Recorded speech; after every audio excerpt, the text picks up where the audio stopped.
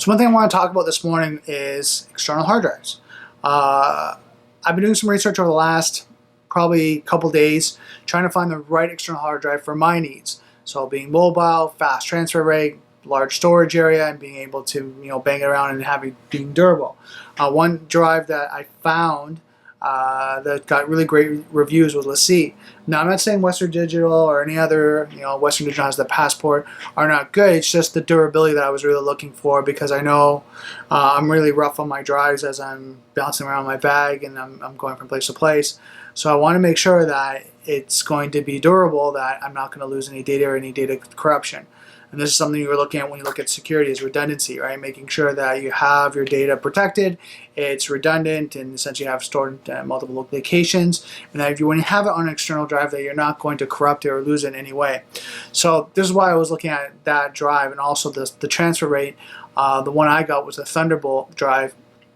And the reason why I got the Thunderbolt drive was because the transfers are at 10 gigabytes per second maximum, potentially. Right, so I haven't tested that out. I don't actually have the software to test it out, but I can download it and find it. But it transfers, they're on the back of the box in the scope. It says that 3.1 USB 3.1 and Thunderbolt transfers roughly around 10 gigabytes per second. So as you know, if you're doing big files, data files, applications, anything like that, and you need to transfer them from your laptop, like a MacBook Pro, over to your hard drive, it's not going to take that long. You're not going to sit there for hours on end, right? Depending, of course, how big the file is. But so that's why I was looking at the LaCie drives, just durability, transfer rate, and then mobility, being able to go from place to place and not worry about my storage. Now, one that I just want to add quickly is that's my working drive. And the reason why I use it as my working drive is because I have another storage solution. So you always want to make sure that you have multiple backups of your data, just in case you lose one. So you have a working drive that you're moving around with, that you have another storage solution that you actually store your data. Right? So that's why I have the LaCie drive, is that's more my working drive that I can go around with, and then I have a storage solution that I'm able to store the final files or working files that I'm finished with that maybe I might need later. So something to think about as you're going through your process of your job, your work, what you're doing, is making sure you meet those categories for yourself. Durability, transfer rate, storage, redundancy, storing in multiple areas, and security, making sure it's protected. So if you want to encrypt the drive or anything along that line, I would recommend that. So that's it for this part right now. I take off, I've got some things to do, and I will see you a little bit later. Okay, so I just kind of getting close to finish off my day here. I wanted to show you one thing I was picking up today. Trying to get my go bag ready for different things I'm working on. For example, like cybersecurity, and potentially looking at penetration testing and ethical hacking. You kind of want to have a go bag, right? In the go bag, you want to have like your laptop, a hard drive, and I mentioned that this morning. And the other thing I forgot to mention was that a lot of times you have those hard drives because you have scripts on it, right? It can run programs or scripts that you have to help you to do automate your penetration testing a little bit better. So things like that you can have on your hard drive, on your Go drive. And the next is like a flashlight. So this is you can see here is a Phoenix. Let's make sure I have that turned right. This is a Phoenix CL09.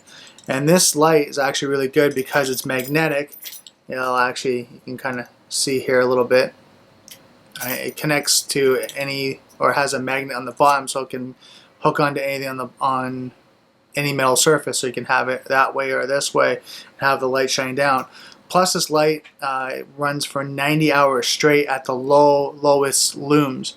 So if you need to keep it running, you can for 90 hours. So it's really good, and it has all different settings. So it has low, higher, a red light, then kind of an emergency light, and then a green light, and then back to low. So it's really good in that sense. It has all different settings in different ways, but the higher it goes, of course, the more battery life it uses, and the shorter time you have. But that's why I'm grabbing this, so that I can have it in my go bag to be able to light up areas in different places that I need to. So something to think about as you're developing your kit for your IT kit. So it might be multi-purpose tool, where it has like maybe screwdriver, Phillips, needle nose pliers, anything along that line that you need to do any work, a light, hard drive, laptop, cables, you name it, even a battery supply, one of those chargers. So just things you need to think about as you're building up your kit. Now, this is something like I'm just kind of building out my own, and just from what I'm reading, but I'd love to hear if you have a go bag. What do you have in it? What different tools do you have it on? What do you pack in it to make sure it's ready to go? And the way I think of it as a go bag is something that it's there that you can just grab, throw a couple things in and go, right? It's not something that you have to like load up. It's literally something that's sitting on the side that's ready to go, that everything's in there, and you can grab it, maybe throw your laptop in, and then you're ready to go.